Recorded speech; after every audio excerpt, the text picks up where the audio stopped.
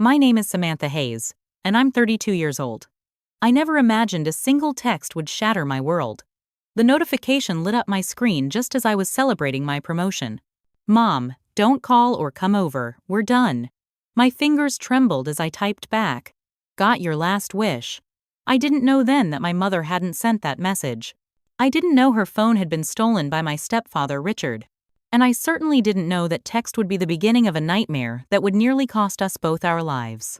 Before I dive into this story, I'd love to know where you're watching from. Drop your location in the comments, hit that like button, and subscribe to join our storytelling family. Trust me, you'll want to stay for what happens next, because sometimes the darkest messages lead to the most unexpected revelations. To understand the horror of that text message, you need to understand who I was and where I came from. I'd built a life for myself in Boston as a marketing executive, climbing the corporate ladder with a determination that impressed even the most hardened veterans in my field. That promotion I mentioned? Senior marketing director at one of the top firms in the city.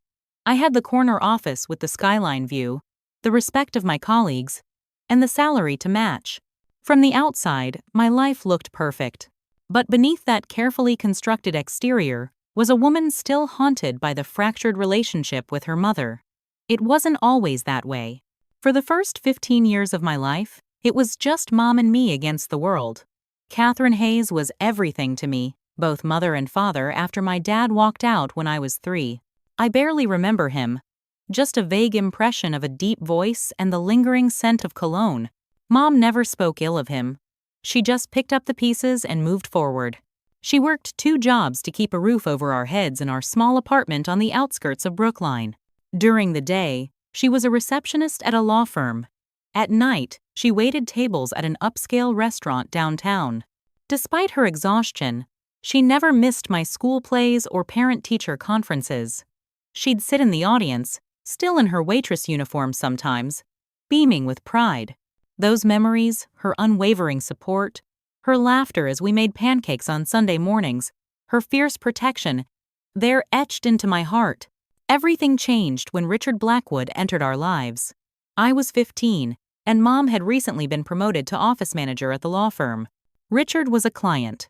Wealthy, charismatic, and immediately taken with my mother. I still remember the first time he came to our apartment for dinner. He brought flowers for Mom and a leather-bound copy of Pride and Prejudice for me, having somehow learned it was my favorite book. "It's a pleasure to finally meet the daughter Katherine talks so much about," he'd said, his smile reaching all the way to his eyes. At first, Richard seemed perfect. A successful businessman who had built his fortune in real estate development, he was also known throughout the community for his philanthropic work. He served on the boards of multiple charities, donated generously to the Children's Hospital, and sponsored scholarships for underprivileged students. The local paper had even featured him in their Citizens Making a Difference section. Their courtship was a whirlwind. Within 6 months, Mom and Richard were married in a small ceremony at his sprawling estate in Wellesley. I was her maid of honor, forcing a smile as I watched her exchange vows with a man I barely knew. Something about Richard had always made me uneasy, though I couldn't articulate it at 15. He was too perfect, too polished, like a carefully crafted mask. The changes were subtle at first. Richard suggested Mom quit her second job. "You don't need to exhaust yourself anymore, darling," he'd said. Then came the suggestions about her friends. Weren't they a bit unsophisticated for the wife of Richard Blackwood? One by one, her old friends stopped coming around. The weekly calls with my Aunt Sarah became monthly, then stopped altogether. Mom's vibrant personality began to dim, like a light bulb gradually losing power. She became quieter, more anxious, constantly checking with Richard before making any decisions. If she spoke too loudly at dinner parties, I'd catch his hand gripping her wrist under the table, his knuckles white while his face maintained that perfect smile. I left for college 3 years after they married, escaping to Northwestern with a partial scholarship and student loans. The distance gave me freedom, but it was tainted by guilt. Every time I called home, Mom's voice sounded more distant, more carefully modulated. When I visited during breaks, Richard was always there, hovering, monitoring our conversations with those cold blue eyes that never quite matched his friendly demeanor. After graduation, I took the job in Boston, telling myself it was a great opportunity, which it was, but knowing deep down I was also trying to be closer to Mom. Richard had moved them to a new house by then, a mansion really, with security gates and cameras. Getting time alone with my mother became nearly impossible. Over the past decade, our relationship had deteriorated into brief, supervised visits and monitored phone calls. The last time I had seen her, 3 months before that text, she had lost so much weight her collarbone protruded sharply beneath her expensive cashmere sweater. When Richard briefly left the room, she had gripped my hand with surprising strength. "I'm fine, Samantha," she'd whispered, though I hadn't asked. "Everything's fine." The promotion had seemed like the perfect excuse to try again, to break through whatever wall Richard had built around her. I'd called her cell phone repeatedly, leaving voicemails about wanting to share good news. Then came that text. Those 8 devastating words that felt like a knife to my heart. Little did I know, they weren't her words at all. The morning after receiving that text, I couldn't concentrate at work. I kept picking up my phone, staring at those words, trying to understand what had pushed my mother to such a drastic statement. I called her cell again, straight to voicemail. I called the house. Richard's housekeeper answered, informing me in a clipped tone that Mrs. Blackwood was indisposed and not accepting calls. By lunchtime, I couldn't stand it anymore. I left the office, telling my assistant I had a family emergency, and drove the 40 minutes to Wellesley, my hands gripping the steering wheel so tightly my knuckles turned white. Despite the warning in the text, I had to see her, had to understand what was happening. The Blackwood estate was intimidating by design. Wrought iron gates, a long curved driveway lined with perfectly manicured trees, and the massive colonial-style mansion sitting on a small hill, looking down on visitors with its many windows like judgmental eyes. I punched in the gate code, my birthday. Ironically, the one thing Richard couldn't be bothered to change, and drove through. Something felt off immediately. Mom's gardening gloves and pruning shears lay abandoned by the rose bushes she tended so lovingly. A coffee cup sat on the porch railing, lipstick smudged on the rim, half full and long cold. My mother, meticulous to a fault, would never leave things so untidy. I rang the doorbell, heart pounding against my ribs. After a long moment, the door swung open to reveal Richard, immaculate as always in pressed slacks and a cashmere sweater despite it being the middle of a workday. "Samantha," he said, his tone conveying surprise that didn't reach his eyes. "This is unexpected." "I need to see Mom," I said, trying to step past him. His arm shot out, blocking my entry. "Katherine isn't feeling well. She's resting. I'll just check on her then," I insisted, trying again to move past him. Richard's face hardened, the mask slipping momentarily. "She doesn't want to see you, Samantha. Didn't you get her message? She needs space." That's when I noticed his knuckles, scraped and bruised, as though he'd hit something. Or someone. My gaze moved past him to the entryway, where a shattered crystal vase lay swept into a neat pile, the flowers it had held conspicuously absent. "What happened to your hand?" I asked, nodding toward the injury. The mask slipped back into place, his smile practiced and empty. "Gardening accident. Those rose thorns are vicious." A transparent lie. Richard had never gardened a day in his life. "Let me see her," I said, my voice hardening. "Now." "She's taken a sedative," he countered smoothly. "The doctor prescribed it for her nerves. She's been unwell, Samantha. Having episodes. Imagining things. It's quite concerning." "What doctor?" I demanded. "Which hospital?" "A private physician," he replied vaguely. "Now, I think it's best if you respect your mother's wishes and leave. She's fragile right now, and your presence will only upset her." I was preparing another argument when I noticed movement upstairs, a curtain in my mother's bedroom window shifting slightly. Was she watching?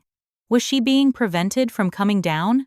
Richard followed my gaze, his expression darkening.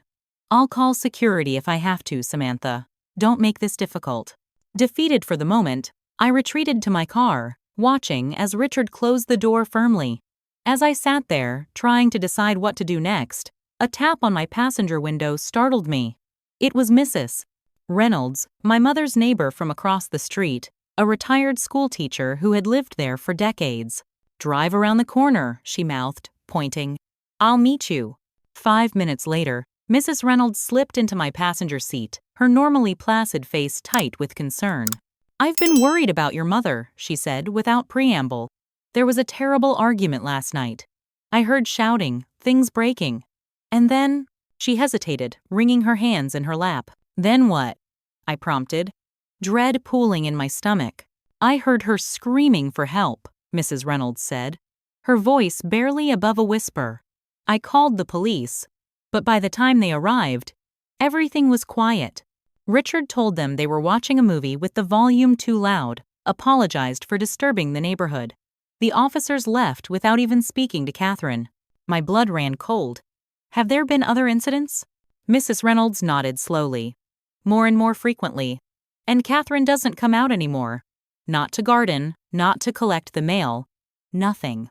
I thanked her for the information and drove straight to the local police station. The officer at the desk listened to my concerns with a patronizing smile. "Mrs. Blackwood is a very fortunate woman," he said, leaning back in his chair. "Mr. Blackwood is a pillar of the community. Just last month, he donated new bulletproof vests to the entire department." "I think he's hurting my mother," I said bluntly. The officer's smile faded. "That's a serious accusation, ma'am. We did a welfare check just last night. Everything was fine. Did you actually see my mother? Speak to her directly?" He shuffled uncomfortably.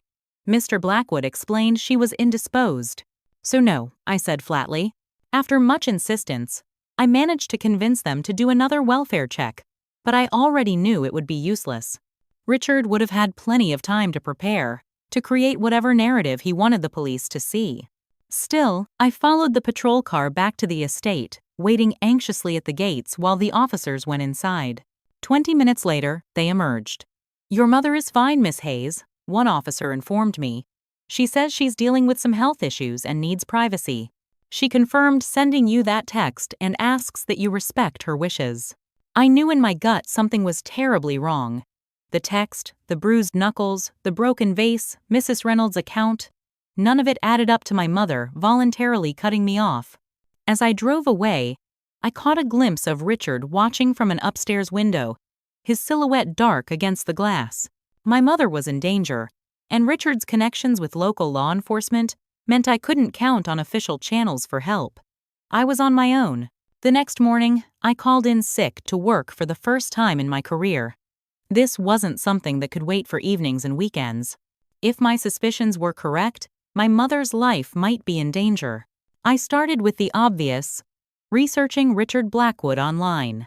His carefully cultivated public image dominated the search results. Charity galas, business awards, philanthropic endeavors. I dug deeper, looking for anything beneath the glossy exterior. Tax records showed his real estate development company had weathered several near bankruptcies before suddenly recovering with mysterious influxes of capital. Interesting, but not damning. Then I found a small article from 15 years ago about a wrongful death lawsuit that had been quietly settled out of court. Richard's first wife, Caroline, had died in what was ruled an accidental fall down the stairs of their vacation home in Vermont. Her parents had filed the lawsuit, claiming Richard was responsible, but it disappeared from the public record after the settlement. This led me down a rabbit hole of Richard's relationship history. Before my mother, there had been 3 wives, not just Caroline. Each marriage followed a pattern. Richard would marry a woman of considerable wealth, and within years, their assets would be mysteriously diminished or transferred. Caroline had died before the pattern could complete. The second wife, Elizabeth, had suffered a mental breakdown and was now in a private psychiatric facility.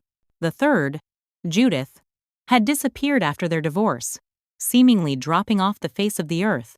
I needed to speak with someone who knew Richard personally, beyond the facade. Through public records, I located Thomas Harrington, Richard's former business partner from the early days of his real estate ventures. It took some convincing to get him to meet me, apparently. Their partnership had not ended amicably. We met at a quiet cafe in Cambridge, Far from Richard's usual haunts, Thomas was in his 60s now, gray-haired and wary-eyed. He listened to my concerns without interruption, then sighed heavily. "I'm not surprised," he said, stirring his untouched coffee. "Richard has always been disturbed, though he hides it well. Our partnership ended because I caught him falsifying documents, cutting dangerous corners on building materials. When I confronted him, he became violent." "Violent how?" I asked, leaning forward. Thomas unbuttoned his collar, revealing a faint but visible scar across his throat. He held a letter opener to my neck, told me in the calmest voice imaginable that he could end my life and no one would ever find my body. I believed him. My stomach churned. "Why didn't you go to the police?" "I did," Thomas said with a bitter laugh. "Richard had evidence that I had signed off on the very documents I was accusing him of falsifying. My signature, perfectly forged, but who would believe that? He threatened to counter-sue for defamation, to ruin me completely. I had 3 children in college at the time. I couldn't risk it." "Did you know his previous wives?" I asked. "I met Caroline and Elizabeth. Sweet women, both of them. Caroline was suspicious toward the end. She confided in my wife that she was documenting Richard's behavior, gathering evidence. A week later, she was dead." Thomas shook his head slowly. "The official report said she had been drinking, but Caroline rarely touched alcohol. She was training for a marathon at the time." This information chilled me to the bone, but also gave me a direction. If my mother was following the same pattern as Richard's previous wives, I needed medical records to establish a history of injuries. My childhood friend Allison now worked as a nurse at Massachusetts General Hospital. I hadn't spoken to her in years, another relationship that had withered under Richard's influence. And of sex. But she agreed to meet me after her shift. "I shouldn't be doing this," she said as we sat in her car in the hospital parking garage. "It's completely against hospital policy." "I wouldn't ask if it wasn't important," I pleaded. "I think my mom's life might be in danger." Allison's expression softened. She had known my mother well, had practically lived at our apartment during high school. "Katherine was treated here 3 times in the past 2 years, she finally said. "Broken wrist, supposedly from a fall while gardening. Concussion and facial contusions from walking into a door in the dark. 3 cracked ribs from falling downstairs, the classic excuses of abuse victims. Were the injuries consistent with the explanations?" I asked, already knowing the answer. "Not in my opinion, or in the opinion of the attending physician who noted concerns in her chart. But Katherine insisted they were accidents, and Richard was always there, so charming and concerned." Allison hesitated. "There was a social worker who tried to speak with Katherine alone, but Richard made a call, and suddenly, the social worker was reassigned.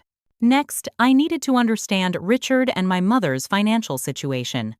Ryan, a colleague from my firm who specialized in financial law, agreed to help me navigate public records. What we found was alarming. Over the past 5 years, my mother's substantial inheritance and personal savings had been systematically transferred into accounts solely in Richard's name. Most recently, Richard had taken out a $5 million life insurance policy on my mother, with himself as the sole beneficiary. "This isn't just financially abusive," Ryan said, pointing to the screen. "This is the pattern of someone planning to profit from his wife's death." I needed information from inside Richard's organization. Using my marketing contacts, I arranged a meeting with Jennifer Davis, Richard's executive assistant, under the pretense of discussing a potential collaboration between our companies. We met at a restaurant downtown, and I came clean about my real purpose almost immediately. I expected her to leave, possibly to report back to Richard, but instead, her professional demeanor crumbled. "I've been worried about your mother," she admitted, her voice barely audible over the restaurant noise. "The phone calls, the isolation. It's not right." Jennifer had worked for Richard for 3 years and had noticed increasingly concerning behavior. He would rage at employees behind closed doors, then emerge smiling for clients. He had secret meetings that didn't appear in any official calendar. Most worryingly, he had recently instructed Jennifer to clear his schedule for the following week for a special vacation with his wife. "He's never taken your mother on vacation before," Jennifer said, "and he had me book only a one-way ticket for her. When I asked about the return, he said he'd handle it personally. Before we parted, Jennifer promised to copy key documents from Richard's private files and meet me the following day. But she never showed. When I called her office, I was told Jennifer had abruptly resigned for personal reasons. Her cell phone went straight to voicemail.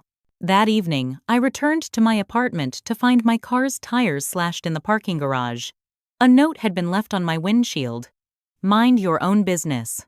The message was clear. Richard knew I was investigating him, and he was sending a warning. But it was too late for warnings. I now had enough circumstantial evidence to be certain my mother was in grave danger. What I didn't know was how to save her when Richard had so effectively isolated her and neutralized any potential official help. With Jennifer missing and the threatening message left on my car, I knew I needed allies who could help me navigate this increasingly dangerous situation. My thoughts turned to my Uncle David, my mother's older brother. Though they had grown distant after Mom married Richard, blood is blood, and David had always been protective of his little sister. David lived in New Hampshire, running a moderately successful construction company. I hadn't seen him in years, not since my college graduation, but he answered my call immediately. "Samantha!" "This is a surprise," he said, his booming voice achingly familiar. I explained the situation as succinctly as possible. The text, my discoveries about Richard's past, the mounting evidence of abuse, and my fears about Richard's vacation plans for my mother. David's reaction seemed appropriately concerned. "My God, I had no idea things had gotten so bad," he said. "Katherine and I drifted apart after the wedding, but I never imagined. Listen, I'm coming down tomorrow. We'll confront this bastard together and get her out of there." For the first time in days, I felt a glimmer of hope. Uncle David had always been physically imposing, a former college football player with a commanding presence. With him by my side, perhaps we could break through Richard's defenses and reach my mother. We agreed to meet at a hotel near Richard's estate the following afternoon. I spent the night compiling all my evidence into a clear, concise presentation. The medical records, financial documents, the pattern of Richard's previous marriages, witness statements. By morning, I had a convincing case that even Richard's police connections would find difficult to dismiss. David arrived as scheduled, looking older than I remembered, but still formidable. I spread my evidence across the hotel room desk, walking him through each damning piece. "Jesus," he muttered, examining the life insurance policy. "This is serious, Sam. We need to get her out today," I insisted, "before Richard can move forward with whatever he's planning." David nodded, his expression grim. "Let me call a buddy of mine. He's a state police captain, not under Richard's local influence. We'll do this right." He stepped into the hallway to make the call, while I continued organizing the documents. 10 minutes passed, then 20. Growing concerned, I opened the door to find the hallway empty. David's rental car was no longer in the parking lot visible from our window. My phone rang 30 minutes later, Richard's number. My blood ran cold as I answered. "Samantha." Richard's voice was smooth as glass. "I just had a fascinating conversation with your uncle. Did you know David's construction company is currently bidding on the largest development project in New Hampshire's history? My company's development project?" My stomach dropped. "What did you do?" "Nothing yet," Richard said, a hint of amusement in his tone. "David and I simply came to an understanding. He has a business to protect, a family to support. You have—" "What? A conspiracy theory? Some circumstantial evidence that could be interpreted many ways?" The betrayal hit me like a physical blow. David had sold us out, chosen his business interests over his sister's safety. "If you've hurt my mother," I began. "Katherine is my wife," Richard cut in, his voice hardening. "I take excellent care of what belongs to me. Your concern, while touching, is misplaced and becoming increasingly problematic."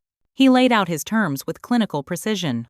I was to cease my investigation immediately, destroy all the evidence I had gathered, and maintain a respectful distance from their marriage. In return, he wouldn't press charges for harassment or pursue the anonymous complaints that had mysteriously been filed against me at my firm. "Anonymous complaints?" I echoed, another wave of nausea washing over me. "Oh yes," Richard said silkily. Quite serious allegations about ethical violations, client harassment, misuse of company resources. Your board of directors is meeting tomorrow to discuss them. It would be a shame if your promising career were to end over a family misunderstanding. After hanging up, I immediately called my boss, who confirmed the allegations and the emergency board meeting. Someone had provided emails, witness statements, and financial records, suggesting I had been engaging in serious misconduct. All fabricated, of course, but convincing enough to warrant an investigation. Within hours, my professional reputation was in jeopardy, my uncle had betrayed us, and Richard had demonstrated just how far his influence reached. I had underestimated him badly, assuming his power was limited to the local police department. The reality was far more terrifying. Richard had connections and leverage everywhere, and he was willing to use them all to maintain control over my mother. That night, alone in my apartment with the doors triple locked, I faced the darkest moment of my life. Richard seemed untouchable, able to neutralize any conventional attempt to help my mother. The authorities wouldn't help, family couldn't be trusted, and my own livelihood was now at risk. But giving up would mean abandoning my mother to a fate I couldn't bear to contemplate. If Richard had gone to these lengths to stop me, it only confirmed my suspicions that he was planning something truly sinister. I needed to find help outside conventional channels, people Richard couldn't reach or intimidate. As I sat in the darkness, my phone illuminated with a text from an unknown number. Not everyone can be bought. Meet tomorrow, 2 p.m., Cambridge Public Garden, West Entrance. Come alone. I had no idea who had sent it, but at that point, I had nothing left to lose. The Cambridge Public Garden was busy with lunchtime visitors when I arrived, intentionally early to scout the meeting location. I'd spent the morning at my emergency board meeting, defending myself against Richard's fabricated allegations. The outcome remained uncertain, my career hanging by a thread, but I couldn't focus on that now. My mother's life was at stake. I positioned myself on a bench with clear sightlines to all approaches, wondering who had sent the mysterious text and whether it might be another of Richard's traps. At precisely 2 p.m., an older man sat down beside me, never making eye contact. "Walk with me," he said quietly. "Don't look directly at me yet. We're being watched." We strolled casually through the garden, maintaining the appearance of a chance encounter between acquaintances. Only when we reached a densely wooded area did the man finally turn to face me. "My name is Michael Parker," he said, his weathered face lined with exhaustion and something darker. "Until 3 years ago, I was a detective with the Boston PD." The name clicked immediately. "You investigated Caroline's death," I said. "Richard's first wife." Michael nodded grimly. "Tried to.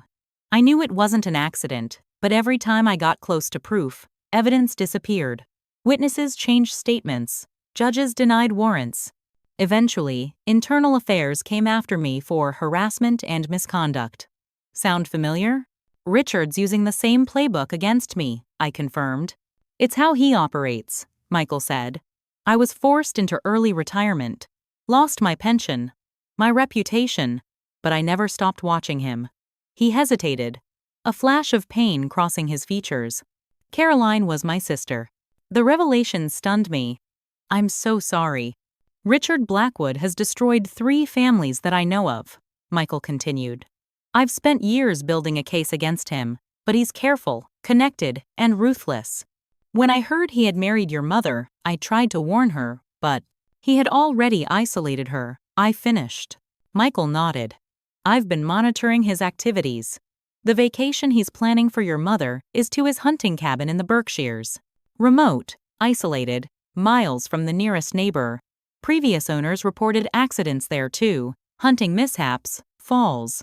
It's where he takes problems to make them disappear permanently." A chill ran through me despite the warm spring day. "When?" 3 days from now. Thursday morning.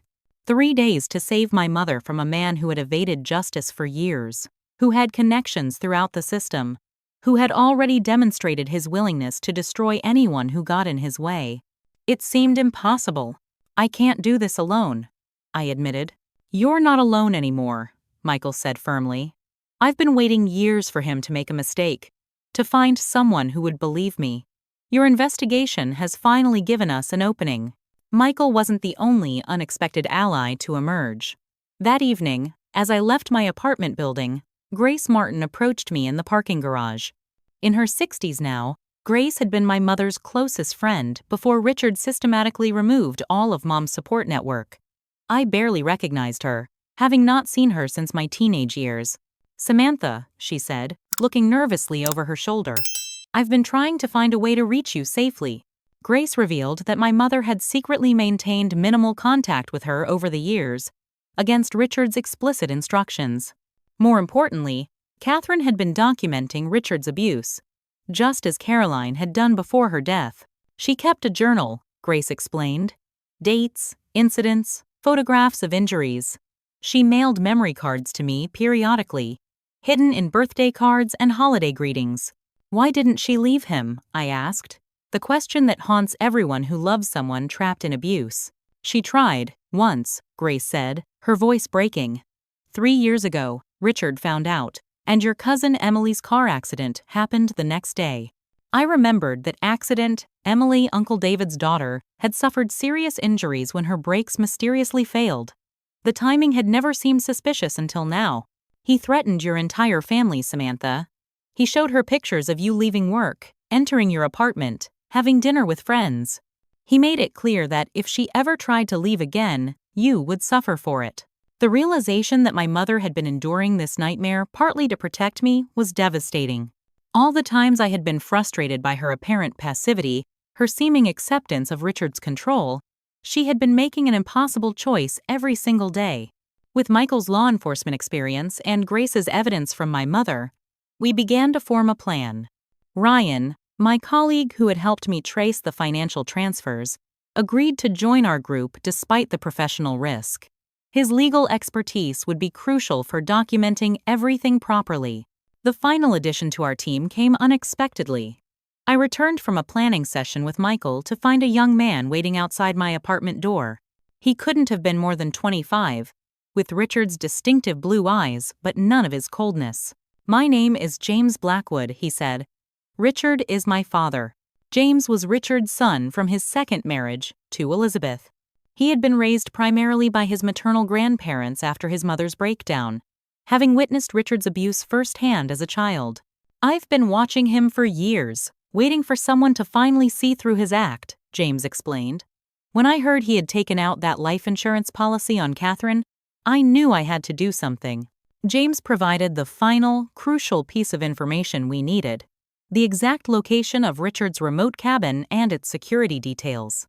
As Richard's son, he had visited the property during his teenage years and knew its vulnerabilities. "There's only one road in, heavily monitored," James explained, sketching a rough map. "But there's an old logging trail that runs behind the property. It's overgrown now, but still passable on foot. The cabin has security cameras, but they don't cover the north approach through the woods. With our unlikely alliance formed, a disgraced detective, my mother's secret confidant, a financial lawyer, and Richard's estranged son, we developed a rescue plan." Michael's former police contacts confirmed that Richard had indeed scheduled this vacation for Thursday, having filed flight plans for his private helicopter to the nearest airstrip. The most disturbing discovery came from Jennifer, Richard's assistant, who suddenly resurfaced after her mysterious disappearance. She contacted Michael through an anonymous email account, clearly terrified but determined to help.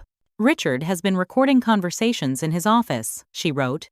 "Yesterday, he was speaking with someone about making it look like an accident and ensuring the body isn't found for days.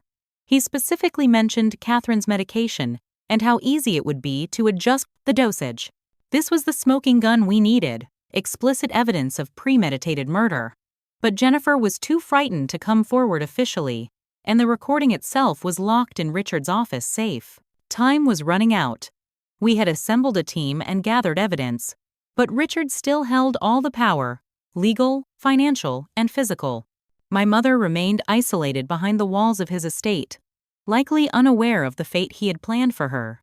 As we finalized our rescue plan, I couldn't help but remember that cold, impersonal text that had started this nightmare: "Don't call or come over. We're done." Richard's words, sent from my mother's phone, intended to sever the last connection she had to the outside world. Instead, they had set in motion the very chain of events that might finally free her from his control. Our team gathered one final time on Wednesday night, reviewing each step of tomorrow's operation. The stakes couldn't be higher. If we failed, my mother would almost certainly die, and Richard would ensure the rest of us paid dearly for our interference. "We only get one shot at this," Michael reminded us gravely. "Once we move, there's no turning back." As we dispersed to prepare for the most important day of our lives, I sent a silent promise to my mother. "Hold on just a little longer. We're coming for you." Thursday morning dawned with a surreal calm that belied the danger ahead. According to Jennifer's intelligence, Richard had scheduled a final medical checkup for my mother before their vacation. Standard procedure to establish a baseline of health before what he intended to be her final journey. This appointment at his friend, Dr. Werner's private clinic, represented our best opportunity to intercept them in a semi-public location. Our plan was precisely choreographed. Michael would create a distraction at the reception desk. I would approach my mother directly in the waiting room. Ryan would be positioned as a patient, ready to document everything legally. Grace waited in a car behind the clinic, engine running for a quick escape. James monitored his father's security team from a distance, ready to alert us to any complications. I wore a concealed recording device and carried legal documents.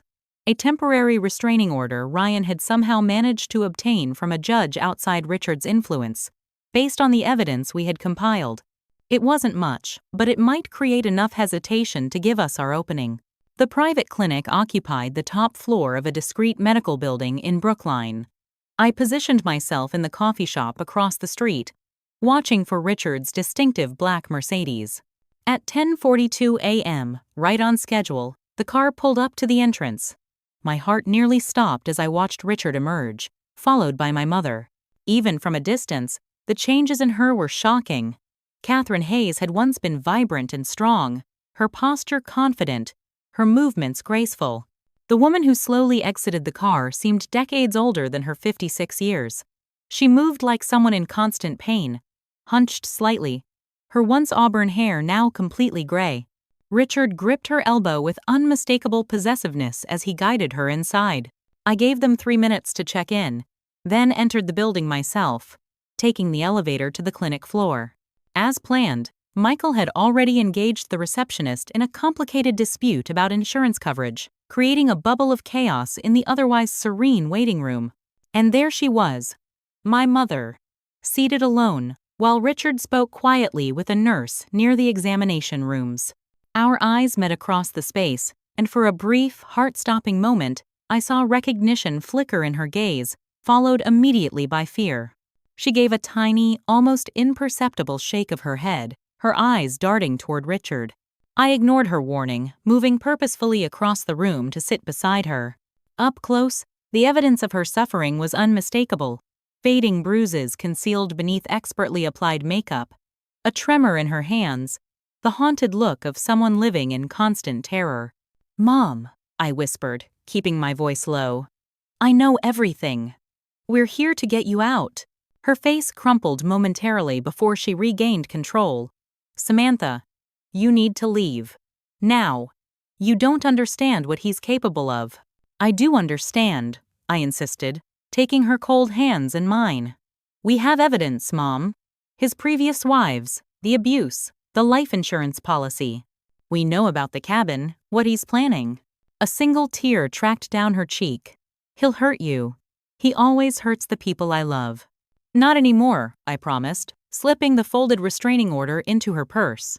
"We have help waiting outside. You just need to come with me right now." For a brief moment, hope flickered in her eyes, the first real emotion I'd seen from her in years. Then her gaze shifted over my shoulder, and the hope extinguished instantly. "What a touching reunion." Richard's voice came from directly behind me, his tone pleasant but his words edged with ice. "Katherine, darling, the doctor is ready for you now." I turned to face him, summoning every ounce of courage I possessed. "She's not going anywhere with you, Richard." His smile never wavered, but his eyes hardened to blue granite. "I believe that's for my wife to decide, not her estranged daughter who's clearly suffering from some kind of obsessive delusion." That's when I noticed the two men who had appeared behind Richard. Private security, not medical staff, their posture screaming ex-military. More alarmingly, Dr. Werner himself stood at Richard's shoulder, looking concerned but compliant. "Dr. Werner," I said, turning to the physician, "my mother is being abused. We have documented evidence. Please, just give her a moment to speak freely, without her husband present." The doctor glanced at Richard, who gave an almost imperceptible nod. "Miss Hayes," Dr. Werner said with practiced sympathy, "we're quite concerned about your mother's condition. She's been experiencing some troubling episodes lately, paranoia, confusion, even hallucinations. It's why this checkup is so important before her treatment retreat." Treatment retreat. The euphemism chilled me to the bone. "She's not confused," I insisted, my voice rising despite my efforts to remain calm. "Richard has been isolating and abusing her for years. He's planning to kill her at that cabin and make it look like an accident." A murmur of shock rippled through the waiting room as other patients turned to stare. Richard's expression never changed, but something dangerous flashed in his eyes. "You see what we're dealing with," he said to the room at large, his voice dripping with concern. "Katherine's condition has clearly affected her daughter as well. This delusional behavior, these wild accusations, it's exactly why we've been recommending Samantha seek professional help." I felt the narrative slipping away from me, watched as sympathy for Richard bloomed on the faces around us. He was masterfully shifting perception, casting himself as the concerned husband and me as the unstable daughter. That's when Michael made his move, striding purposefully toward us with his old detective's badge displayed prominently. It was technically no longer valid, but he was banking on the momentary authority it would convey.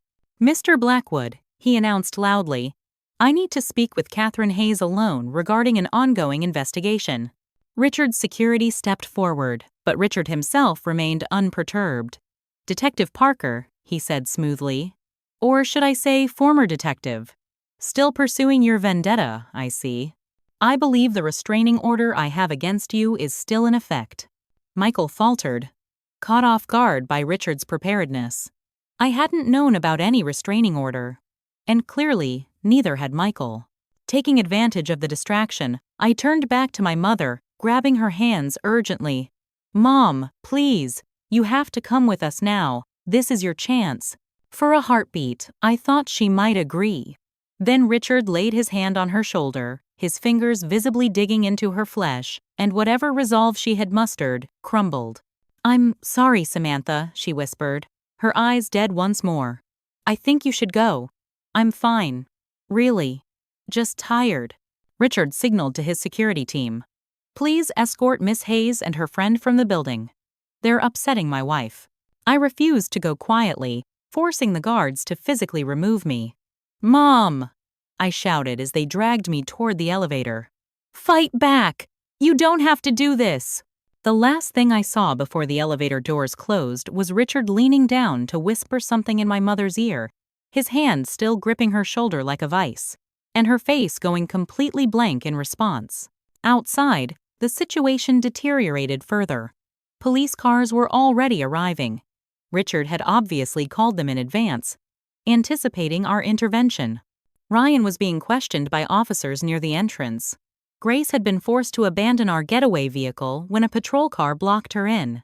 Only James had escaped detection, watching helplessly from across the street as our rescue attempt collapsed into chaos. "He knew we were coming," Michael said grimly as we retreated to a coffee shop several blocks away, having narrowly avoided arrest ourselves. Someone tipped him off. The realization was devastating.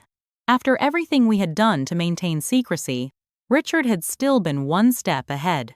Now he knew exactly who was involved in trying to help my mother, and he would be even more vigilant in keeping her isolated. Worse still, by showing our hand so publicly, we had given Richard the perfect excuse to accelerate his timeline. If he had been planning my mother's death at the cabin, he might now move more quickly, perhaps not even waiting to reach their remote destination. The final blow came that evening when I was served with a temporary restraining order of my own, prohibiting me from coming within 500 feet of either Richard or my mother. The document cited my erratic and threatening behavior at the clinic as evidence of my instability.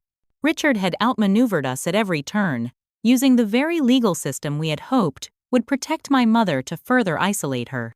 With the restraining order in place, any attempt to approach them would result in my immediate arrest. Our perfect plan had failed spectacularly, leaving us not just back at square one, but in an even more precarious position than before. Richard now knew exactly who was trying to thwart him, and he had the law on his side. As our small group gathered in my apartment that night, the mood was one of crushing defeat. We had played what we thought was our strongest hand, and Richard had countered it effortlessly. My mother remained in his clutches, now more isolated than ever, and time was running out. "He's moving her tomorrow morning," James said quietly, having received intelligence from a source inside his father's organization. "Not to the cabin anymore. That plan's compromised. He's taking her somewhere else, somewhere we don't know about." The weight of failure pressed down on me like a physical force. I had promised to save my mother, and instead, I had only succeeded in putting her in more immediate danger. For the first time since this nightmare began, I allowed myself to consider the possibility that we might not be able to save her at all. The hours after our failed rescue attempt were the darkest I had ever experienced. Our small group had scattered, Michael to monitor police channels, Ryan to manage the legal fallout, Grace to secure the evidence she had been safekeeping, and James to try to infiltrate his father's inner circle for any information about the changed plans. I was alone in my apartment, the restraining order sitting on my kitchen counter like a death sentence for my mother. Sleep was impossible. I paced the floor until dawn, replaying every moment of our failed attempt, searching for what we had missed, how Richard had known we were coming. As the first gray light of morning filtered through my blinds, I collapsed onto my couch, exhausted beyond measure. The sound of breaking glass jolted me awake. Someone was in my apartment. I grabbed my phone and the kitchen knife I'd left nearby, retreating silently toward the bathroom, the only room with a lockable door and a potential escape route through the window. I never made it. Two men in dark clothing intercepted me in the hallway. They wore no masks, no attempt to conceal their identities, a chilling indication they didn't expect me to be able to identify them later. "Miss Hayes," the larger one said, his voice eerily calm. "Consider this a courtesy call from Mr. Blackwood." The other man handed me an envelope. Inside was a single photograph of my mother, seated in what appeared to be a private jet, her expression vacant, a bruise darkening her left cheekbone. Scrawled across the bottom in Richard's precise handwriting, "You've made this necessary. Mr. Blackwood wants you to understand the consequences of your interference," the man continued. "The next time we visit, we won't be delivering messages." They left as efficiently as they had entered, stepping carefully over the broken glass from my balcony door. I stood frozen, the photograph trembling in my hand, the implications crushing what little hope I had managed to maintain. Richard was accelerating his timeline. He was taking my mother out of the country, beyond our reach, to some location where his plans could proceed without interference. And he had sent his men to make it clear that my own life was now in danger as well. I called Michael immediately, my voice barely steady enough to explain what had happened.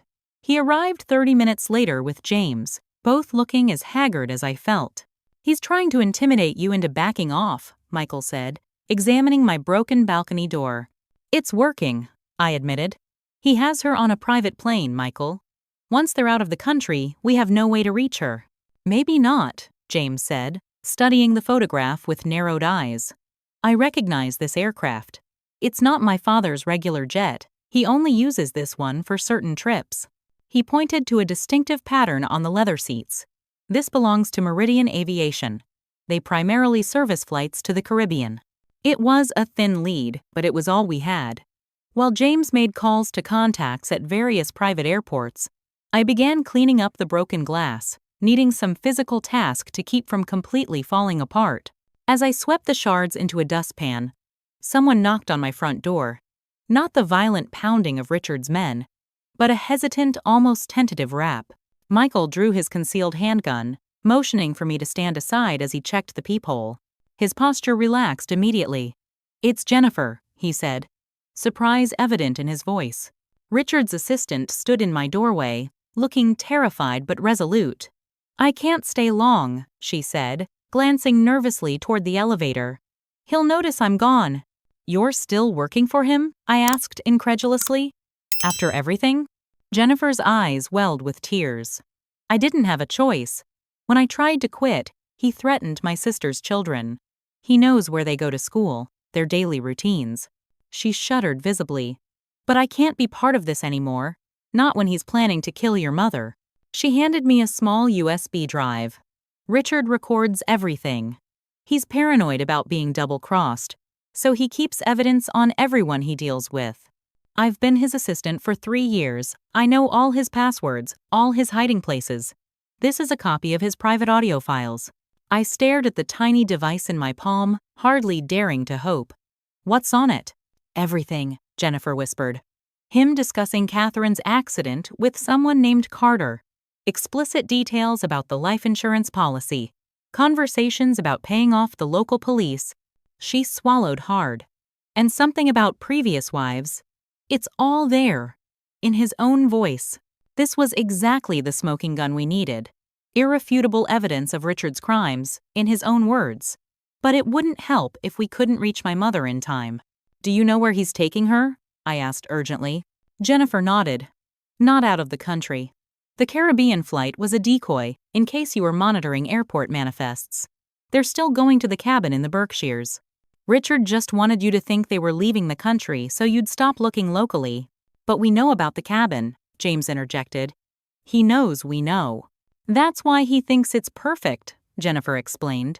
"He's counting on you looking everywhere else. The cabin is still being prepared. His regular security team, the ones who know about the murder plan, they're already there.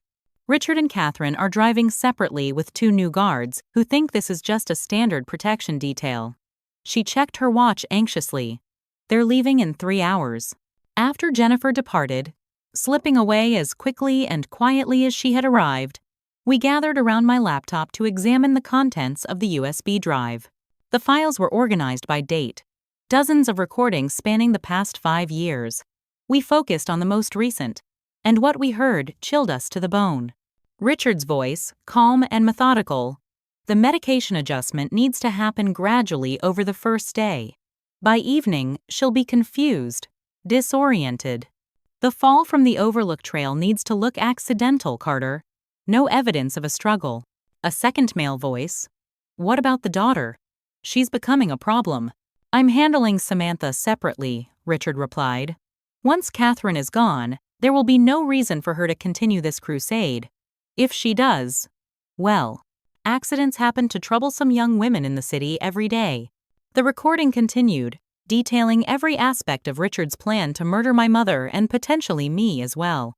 It was horrifying to hear discussed in such cold, practical terms, but it was exactly the evidence we needed.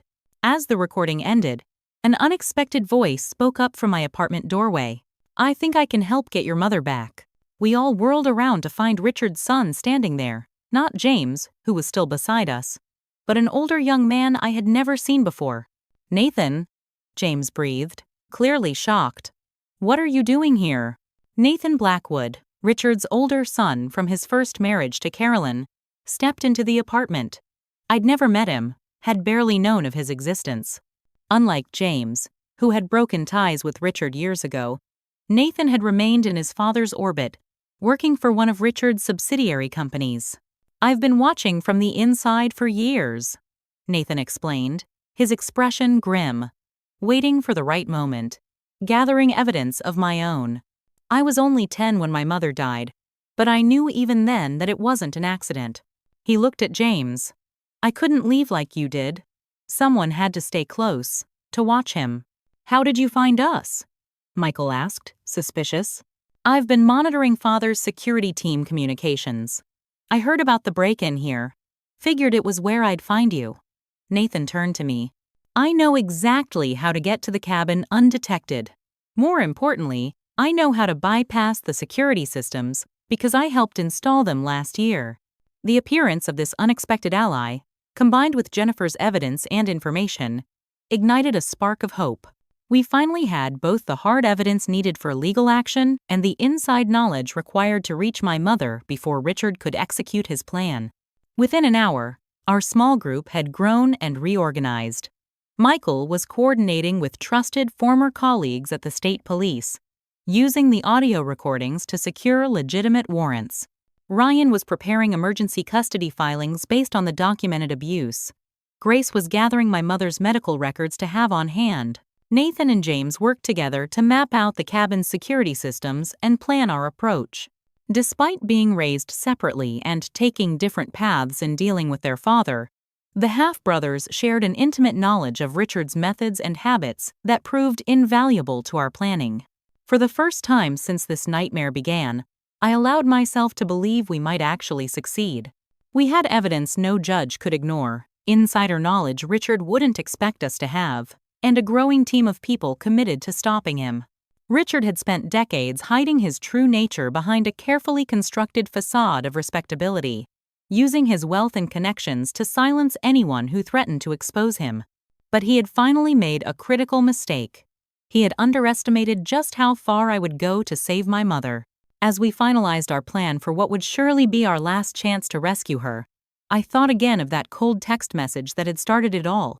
"Don't call or come over. We're done." Richard had meant those words to end any possibility of me helping my mother. Instead, they had set in motion the very chain of events that might finally bring him to justice. 3 hours later, we were in position, waiting for Richard's vehicle to approach the remote road leading to the cabin. This time, failure was not an option. My mother's life depended on our success. The mountain road leading to Richard's cabin wound through dense forest, remote enough that passing vehicles were rare. Our team had positioned themselves strategically along the final approach. Michael and 2 trusted former colleagues from state police at the main road junction, Nathan and James concealed near the property's security gate, and Ryan coordinating with the legitimate police force that was en route with newly obtained warrants. I insisted on being part of the interception team despite everyone's concerns.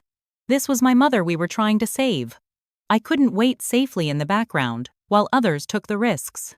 So I found myself crouched beside Michael in the growing twilight, watching through binoculars as the sleek black SUV we knew contained Richard and my mother approached the final turn toward the cabin. "Remember the plan," Michael murmured beside me.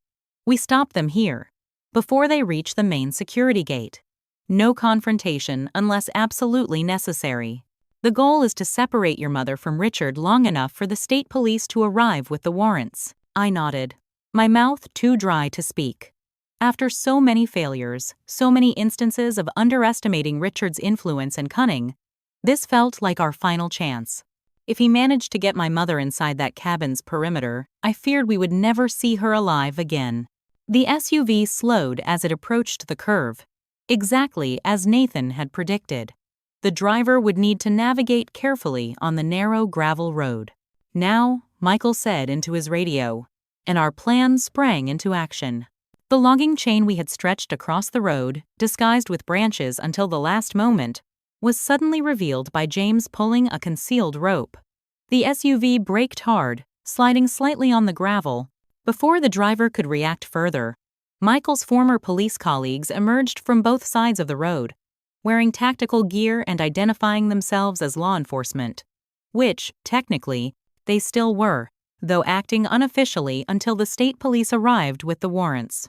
For a brief moment, it seemed our plan was working perfectly. The SUV remained stationary, its headlights illuminating the chain blocking its path. But then the rear door flew open, and Richard emerged, pulling my mother roughly beside him. Even from our concealed position 30 yards away, I could see the glint of metal in his hand, a gun pressed against my mother's side. "I know you're out there, Samantha," he called, his voice carrying clearly in the mountain air. "Did you really think I wouldn't have contingency plans? That I wouldn't be watching my own security feed?" My blood ran cold. Somehow, he had detected Nathan's tampering with the security systems, had known we would try to intercept them on the road. "Show yourself," Richard continued, "or this ends badly for Katherine." Michael grabbed my arm as I instinctively moved to stand. "Don't," he hissed. "It's what he wants. The state police are 15 minutes out. We just need to stall." But as Richard dragged my mother toward the tree line, her movements sluggish and uncoordinated, I knew we didn't have 15 minutes. He had already started medicating her, just as he'd outlined in his recorded plan. If he got her into the woods, in the gathering darkness, with a head start, I pulled free from Michael's grasp and stepped into the road. "I'm here, Richard," I called, my hands raised to show I was unarmed. "Let her go. It's over. We have everything. The recordings, the financial records, statements from Jennifer and your sons. The state police are on their way with warrants right now." Richard's face, illuminated in the SUV's headlights, showed no concern. "An unfortunate situation," he said, as casual as if discussing a minor business setback. "By the time they arrive, Katherine and I will be long gone through my private access road. As for evidence," he laughed coldly, "recordings can be manipulated. Witnesses can be discredited. You, of all people, should know how easily I can shift narratives, Samantha." My mother's head lolled against his shoulder, her eyes unfocused. Whatever he had given her was taking effect rapidly. "Mom," I called, taking another step forward. "Mom, look at me. You need to fight this." Her eyes flickered briefly in my direction, a momentary clarity breaking through the drug-induced haze. "The problem with you, Samantha," Richard continued, the gun still pressed firmly against my mother's side, "is that you never understood the fundamental rule of power. It's not about who has the truth. It's about who controls the story." As he spoke, I noticed a slight movement in the trees behind him. Nathan, using his intimate knowledge of the property, had circled around through the woods. He caught my eye briefly, signaling for me to keep Richard talking. "And what story will you tell when they find her body?" I asked, taking another careful step forward. "Another tragic accident? How many wives can one man lose to unfortunate circumstances before people start asking questions?" "People already ask questions," Richard replied, his composure never wavering. "The difference is, I make sure they never find answers." He began moving backward toward the tree line, dragging my increasingly limp mother with him. "This has been an enlightening conversation, Samantha, but I'm afraid we must be going. Katherine needs her rest." What happened next unfolded in a matter of seconds that seemed to stretch into eternity. As Richard reached the edge of the trees, Nathan emerged from the darkness behind him. Richard sensed the movement too late, turning just as Nathan tackled him from behind. The gun went off with a deafening crack that echoed through the mountains. My mother crumpled to the ground as Richard and Nathan crashed into the underbrush. I ran, faster than I had ever moved in my life, reaching my mother as Michael and his colleagues converged on the struggling men. My hands frantically searched for a gunshot wound, terrified of what I might find. "Mom," I pleaded, cradling her face between my palms. "Mom, can you hear me?" Her eyelids fluttered, fighting against whatever sedative Richard had administered. "Samantha?" she murmured, her voice barely audible. "Is it really you?" "It's me, Mom," I said, tears streaming freely down my face. "I've got you now. You're safe." Behind us, the struggle had ended. Michael and his team had subdued Richard, who was now pinned face down on the forest floor, wrists secured behind his back. Nathan stood nearby, breathing heavily, blood streaming from a gash on his forehead where Richard had struck him with the gun. "You've made a terrible mistake," Richard was saying, his voice still controlled despite his position. "I have friends in every level of law enforcement, in the judiciary. This ends with all of you in prison, not me." As if in answer to his threats, the distant wail of sirens became audible, growing louder as the state police approached with their warrants. For the first time, I saw a flicker of genuine concern cross Richard's face. James emerged from the woods, rushing to check on his half-brother's injury. "The security team at the cabin is neutralized," he reported. "Ryan's meeting the state police at the main road, bringing them in with the warrants." I turned my attention back to my mother, who was struggling to maintain consciousness. "Stay with me, Mom," I urged, supporting her head in my lap. "Help is coming. Just stay awake." Her fingers weakly gripped mine. "I tried to protect you," she whispered, "all these years. He said he would hurt you if I ever tried to leave." "I know, Mom," I said, smoothing her hair back from her forehead. "I know everything now. Richard, still pinned to the ground nearby, gave a harsh laugh. "You know nothing," he spat. "Katherine is unwell. She's been having episodes, delusions. Ask any of her doctors." "Her doctors are your friends," I shot back. "Everyone will know the truth now." The approaching sirens grew louder, and multiple sets of headlights appeared on the road below. Richard's composure finally cracked, his face contorting with rage as he realized his carefully constructed world was collapsing around him. "You ungrateful bitch," he snarled at my mother. "I gave you everything. You were nothing before me, nothing." My mother, summoning strength I didn't know she still possessed, raised her head slightly to look directly at him. "No, Richard," she said, her voice weak but resolute. "I was everything before you, and now I will be again." As the state police swarmed the scene, taking formal custody of Richard and securing the area, I held my mother close, feeling her heartbeat against mine. After 15 years of separation and fear, of manipulation and abuse, we were finally reunited. The nightmare wasn't completely over. There would be hospitals and court cases, statements and testimony, recovery and healing, but the immediate danger had passed. Richard was led away in handcuffs, still protesting his innocence, still threatening consequences. But for the first time since he had entered our lives, his threats rang hollow. The evidence against him was overwhelming, his network of protection crumbling as his crimes came to light. As paramedics carefully loaded my mother into an ambulance, I held her hand, unwilling to break physical contact even for a moment. "I'm not leaving you," I promised. "Not ever again." She squeezed my fingers weakly, the ghost of her old smile flickering across her pale face. "My brave girl," she whispered. "You always were the strong one." The ambulance doors closed, and we began the journey down the mountain, away from the cabin that had been meant to be her final destination, away from Richard and the years of terror he had inflicted. Ahead lay uncertainty, but also possibility, the chance to rebuild what had been broken, to reclaim the lives that had been stolen from us. As the ambulance wove through the darkened mountain roads, my mother drifted into sleep, the effects of the sedatives still in her system. I watched the steady rise and fall of her chest, each breath a small victory. The nightmare text message that had started this journey, "Don't call or come over. We're done," had nearly been prophetic in the worst possible way.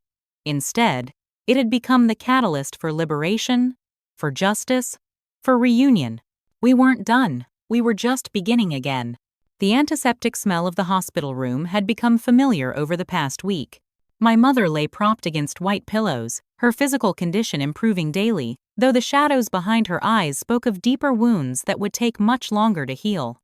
I sat beside her, as I had each day since her rescue, completing the crossword puzzle from the morning paper together, a ritual from my childhood that we had tentatively reclaimed. 7 down, I said, begins with R, 7 letters. To recover or recuperate. A small smile touched her lips. Rebuild. The word hung between us, weighted with meaning beyond the puzzle. That's exactly what we were trying to do. Rebuild a relationship shattered by Richard's systematic destruction. Rebuild lives that had been derailed by his control and abuse. Rebuild trust in a world that had failed to protect her for so long. The first 72 hours after the confrontation on the mountain road had been a blur of medical interventions, police statements, and legal proceedings. The toxicology report had confirmed what we already knew. Richard had been systematically drugging my mother, a complex cocktail of sedatives and antipsychotics that would have made her increasingly disoriented and vulnerable as their vacation progressed. Physical evidence collected from the cabin had been damning: a detailed schedule of medication increases, a newly dug area near the property's edge that investigators believed was intended to be my mother's grave, and most chillingly, a pre-written suicide note in my mother's handwriting that Richard had forced her to compose weeks earlier. "I still can't believe I wrote it," my mother said quietly, following my thoughts in that uncanny way she always could. He stood over me, dictating every word, making me practice until my handwriting looked natural. Said it was insurance in case I ever tried to leave. I squeezed her hand gently. "None of that was your fault. You did what you had to do to survive." Richard remained in custody. His bail denied despite the efforts of his high-priced legal team. The evidence against him was simply too overwhelming. Jennifer's recorded conversations, Nathan and James's testimony, the physical evidence from the cabin, my mother's medical records, and Grace's carefully preserved documentation of years of abuse. Most damning of all had been the financial paper trail. Once investigators had probable cause to access Richard's accounts, they discovered not just the life insurance policy on my mother, but similar policies on his previous wives, as well as millions of dollars embezzled from their estates. Caroline's parents had been vindicated at last. Their daughter's death had indeed been murder, not an accident. They're reopening the investigation into Caroline's death, I told my mother, setting aside the crossword. Michael's sister will finally get justice. And Elizabeth? She asked, referring to Richard's second wife, who had been institutionalized after what we now knew was a systematic campaign of psychological torture designed to make her appear unstable. James visited her yesterday, I replied. The doctors are cautiously optimistic that with proper treatment and without Richard's interference, she might be able to leave the facility eventually. My mother nodded, relief evident in her features. Throughout her own ordeal, she had maintained concern for Richard's previous victims, feeling a connection to these women who had suffered similar fates. Our conversation was interrupted by a light knock on the door. Dr. Levine, the trauma psychiatrist who had been working with my mother, entered with a warm smile. "How are we doing today, Katherine?" she asked, pulling up a chair to join us. "Better," my mother replied, and I was heartened to hear the sincerity in her voice. The nightmares were less intense last night. Dr. Levine nodded encouragingly. "That's progress. Remember what we discussed about trauma recovery? It's not linear. There will be good days and difficult days, but the overall trajectory is what matters." As they began their session, I excused myself to get some coffee, giving my mother the privacy she needed for therapy. In the hospital cafeteria, I found Grace, who had arrived for her daily visit. "How is she today?" Grace asked as we sat with our coffees. "Stronger," I said. "More present. She's starting to talk about the future, even if just in small ways." Grace's eyes welled with tears. I should have done more. All those years, watching her disappear piece by piece. We all should have done more, I acknowledged. But Richard was a master manipulator. He isolated her so completely, threatened anyone who tried to help. What matters is that you kept the evidence safe, that you never completely gave up on her. The reality was that my mother's road to recovery would be long and complex. 15 years of systematic abuse had left deep psychological wounds. Dr. Levine had explained the concept of trauma bonding, the powerful attachment that can form between an abuse victim and their abuser, especially in situations of intermittent reinforcement, where periods of cruelty are interspersed with moments of apparent kindness or love. Breaking that bond, rebuilding my mother's sense of identity separate from Richard, would take time and professional support. But for the first time in 15 years, she had the opportunity to heal, to reclaim herself without fear. My own life had changed dramatically as well. The board at my company had dismissed Richard's fabricated allegations once the truth about his crimes became public. I had taken an extended leave of absence to support my mother's recovery, with the understanding that my position would be waiting when I returned. For now, my mother was staying with me. My apartment had an extra bedroom that I'd hurriedly transformed into a comfortable space for her, painting the walls her favorite shade of sage green, filling bookshelves with novels she had loved before Richard entered our lives. "What happens when she's discharged?" Grace asked, voicing the question that had been occupying my thoughts as well. "She'll stay with me until she feels ready for independence," I said. "We're taking it one day at a time." 1 month after her rescue, my mother was released from the hospital. The drive to my apartment was her first time in the outside world without Richard's controlling presence in nearly 15 years. She sat silently in the passenger seat, watching the city streets with a mixture of wonder and apprehension. "It's so much to take in," she said softly as we waited at a traffic light. "Everything feels overwhelming." "We'll go at your pace," I assured her. "There's no timeline for healing." The first night in my apartment, I woke to the sound of quiet sobbing. I found my mother sitting in the living room, illuminated only by the city lights filtering through the blinds. "I dreamed he found me," she whispered as I sat beside her. "That this was all an illusion he created to punish me." I held her as she cried, understanding that freedom, while desperately wanted, also brought its own terrors after so many years of captivity. The predictability of abuse had been replaced with the uncertainty of recovery, and uncertainty itself had become frightening to someone whose every moment had been controlled for so long. The following weeks established new routines, morning walks in the nearby park, gradually increasing in length as my mother's physical strength returned. Therapy sessions, both individual and group. Quiet evenings of reading or watching old movies she had loved before Richard. Small steps toward reclaiming a life. 3 months after her rescue, we attended the preliminary hearing for Richard's case. It was the first time my mother had seen him since that night on the mountain road. She insisted on attending despite my concerns, determined to face him on her own terms. Richard sat at the defense table, still impeccably groomed despite his detention, still projecting an aura of entitlement and control. When he turned and saw my mother in the gallery, his eyes narrowed slightly, the only outward indication of his rage. My mother met his gaze steadily, her back straight, her breathing controlled as Dr. Levine had taught her. After a moment, it was Richard who looked away first. A small victory, but a significant one. Outside the courthouse afterward, surrounded by the inevitable media presence that Richard's case had attracted, my mother spoke publicly for the first time. "I want other women in similar situations to know that escape is possible," she said, her voice growing stronger with each word. "That there are people who will believe you, who will help you. I lost 15 years of my life to abuse and control, but I refuse to lose another day." 6 months into our new life together, my mother made a decision that surprised me. She wanted to start a support group for women recovering from long-term abuse, particularly those who had been isolated and controlled by wealthy, powerful partners.